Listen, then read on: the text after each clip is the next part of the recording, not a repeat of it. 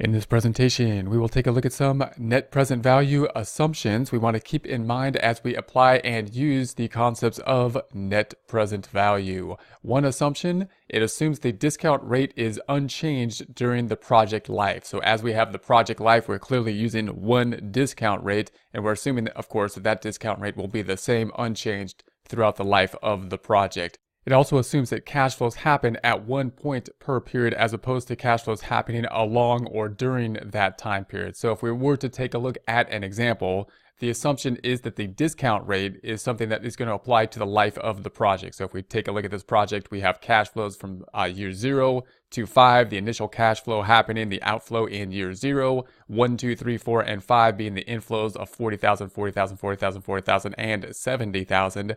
Then we present value each year always using the same rate.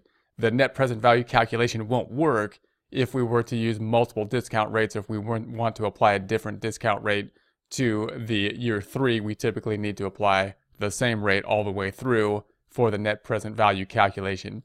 It also assumes the cash flows happen at one point in time. So if you'll take a look at how these cash flows are working or how we are going to calculate this, we're going to say that the 40,000, for example, in year 1 all happened at one point in time so that we can apply the present value type calculation as opposed to it happening throughout the time period.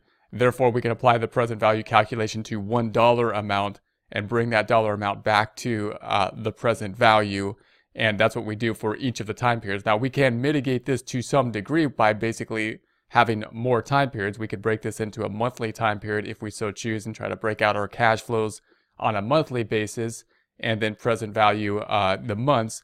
But we do have this limitation in that we have to assume when we apply the present value type calculations that the cash flows all happen at one point in time.